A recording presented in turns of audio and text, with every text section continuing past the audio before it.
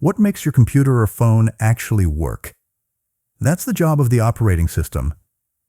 Every digital device you use, from your laptop and phone to ATMs and even spacecraft, runs on an operating system. It's the software layer that manages hardware, runs programs, and gives us a way to interact with the machine.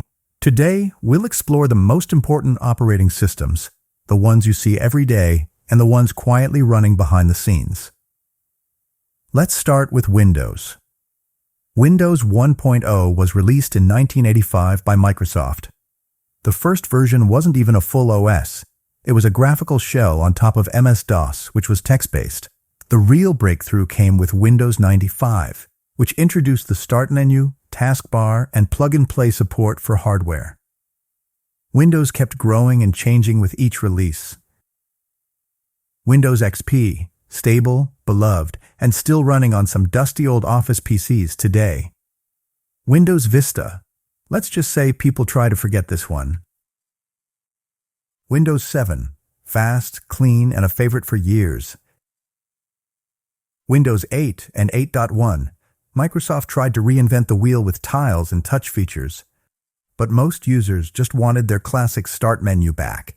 Windows 10 brought stronger security, better performance, and became the standard for millions of PCs worldwide. Windows 11 introduced a modern design with rounded corners, a centered Start menu, and new features aimed at productivity and gaming. Why is Windows everywhere? Compatibility. It runs on nearly any PC brand and can handle gaming, office work, or development.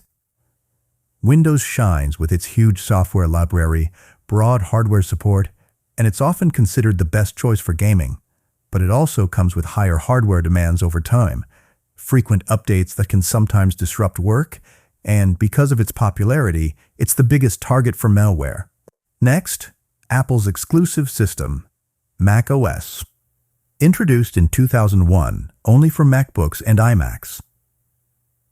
Unlike Windows, macOS only runs on Apple hardware, like MacBooks and iMacs. Apple's tight control over both hardware and software makes macOS stable and smooth. It's highly optimized, which is why MacBooks can offer long battery life without sacrificing performance. Plus, the Apple ecosystem makes life easy. Your iPhone, iPad, and Mac sync messages, calls, and files seamlessly. It's popular with creative professionals, thanks to tools like Final Cut Pro for video editing, Logic Pro for music, and built-in apps like GarageBand. On the downside, Apple's machines are expensive, not exactly ideal for gaming, and some professional software is either missing or limited.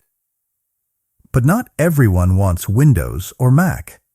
That's where Linux steps in. Linux was created in 1991 by Linus Torvalds. It's open source, meaning anyone can view, modify, and distribute it freely. It's not one OS, but a family of distributions, or distros. Popular desktop ones include Ubuntu, Fedora, and Mint. Server-focused ones include Debian, CentOS, and Red Hat Enterprise Linux. Linux is free, lightweight, secure, and runs on almost anything, from old PCs to the world's most powerful servers. Google, Facebook, even NASA rely on Linux. It's loved by programmers, cybersecurity experts, and system admins. But here's the challenge. Linux can feel different from Windows or macOS, and many distros rely on text commands instead of menus. Another issue is software support. Most mainstream apps and games are designed for Windows or macOS, so Linux users often need alternatives. Next, Chrome OS. Google's cloud-focused OS launched in 2011. It's built around the Chrome browser and designed for users who mostly work online. Think of it as Google Chrome, upgraded into a full computer system. Chrome OS is lightweight, starts up in seconds, updates automatically in the background, and is highly secure since most files live in the cloud. You also get access to Android apps. Chrome OS is common in education and offices that rely on Google Workspace. Still, without the internet, it feels very limited. It offers fewer desktop applications, and it's not suitable for heavy tasks like gaming or video editing. Shifting to mobile, let's talk Android. Android is the world's most widely used mobile OS. Developed by Google, it's open source and powers devices from budget to flagship. Android allows deep customization, widgets, themes, third-party launchers, and has millions of apps on the Google Play Store. Its weaknesses are inconsistent updates across brands, pre-installed bloatware on some devices, and the fact that certain apps may not run as smoothly as they do on iOS. iOS, Apple's mobile OS, runs only on iPhones and iPads. It's known for stability, smooth performance, and long-term software updates. The App Store is curated with strict review processes that help maintain quality and security. But it also has limited customization, no expandable storage or headphone jack, and, of course, premium pricing. Unix. Unix is one of the oldest and most influential operating systems. It's the ancestor of many modern operating systems. Created in the late 1960s at Bell Labs, it was built for multi-user, multitasking computing. Unix is not for consumers, but runs in industries where reliability is critical: telecommunications, banking, scientific research, and weather forecasting systems. Example: the U.S. National Weather Service uses Unix to process huge amounts of forecasting data, but it's not cheap. Licenses can cost over $1,400 per user. Big power, big price. BSD, Berkeley Software Distribution. A direct child of Unix, BSD was developed at the University of California, Berkeley in the 1970s as a variant of Unix. Not designed for everyday laptops, but for servers, networking, and embedded systems. Today, BSD systems power PlayStation consoles, Netflix's content delivery network, and secure firewalls like pfSense and OpenSense. BSD comes in versions like FreeBSD, OpenBSD, and NetBSD. Efficient and reliable, but mostly working quietly behind the scenes.